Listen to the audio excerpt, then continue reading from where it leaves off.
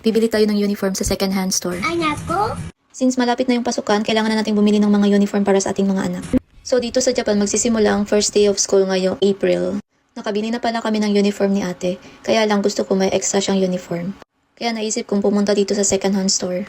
Tanawan na to pila diferensya sa pag-uog sa second-hand. Ay nako! So nandito na kami sa tindahan. Hindi naman talaga siya malayo galing sa amin. Nasa 10 minutes lang talaga kung lalakarin. Dito sa Japan, nadyo bang place na bawal isulod imong sapatos? Ay nako!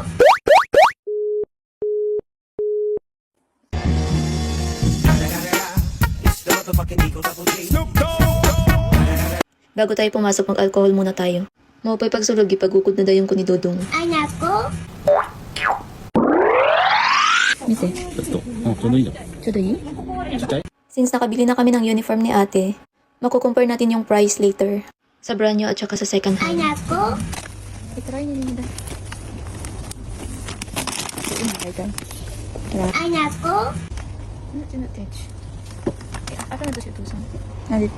So ito yung second hand store ng mga uniform sa school. Ay nako! So may mga uniform din pala dito na hindi pa nagagamit.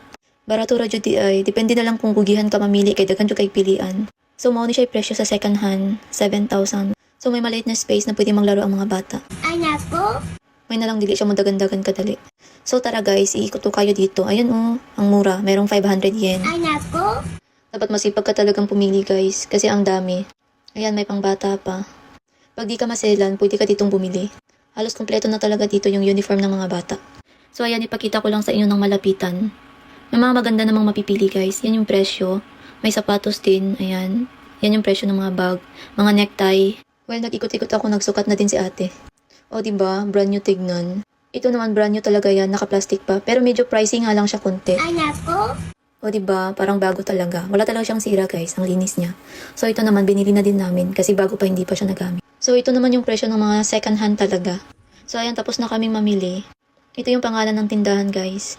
Sakura. So, ayan yung display sa labas. Ito yung makikita mo sa labas, guys. Ayan. So, ito yung lahat ng nabayaran namin.